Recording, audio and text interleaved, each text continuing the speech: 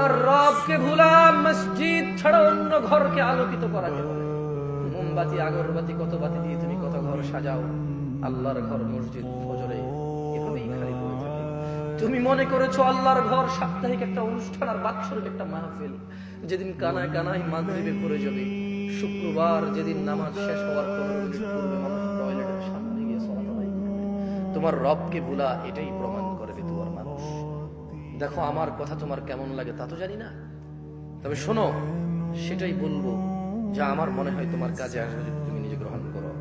ওই যে বললাম রব তোমাকে ওয়ার্নিং দিচ্ছে, রব তোমাকে সতর্ক করছে যে শোনো, ছেলে সন্তান সম্পদের পিছিয়ে পড়ে আল্লাহকে ভুলে যেও না।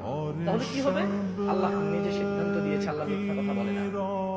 তোমরা যারা ঈমান এনেছো আকাশের প্রভুর প্রতি, তোমরা যারা ঈমান এনেছো জান্নাত জাহান্নামের মালিকের প্রতি, তোমরা যারা ঈমান এনেছো বিচার দিবসের একচ্ছত্র মালিকানার প্রতি, তোমরা যারা ঈমান এনেছো মানুষের জীবন মৃত্যুর স্রষ্টার প্রতি, তোমাদেরকে বলছি তোমার রব বলছে ফাউলাইকা হুমুল খাসিরুন। তোমরা যারা সন্তান সন্ততির মোহে পড়ে, ধন সম্পদের মোহে পড়ে রবকে ভুলো, আল্লাহ বলছে ফাউলাইকা হুমুল খাসিরুন, তোমরা সবাই হবা ক্ষতিগ্রস্ত। জি, তাহলে জামশেদ ভাই পুরো পৃথিবীর মানুষ যদি আল্লাহ বিরোধী হয়ে যায় সবাই ক্ষতিগ্রস্ত হবে।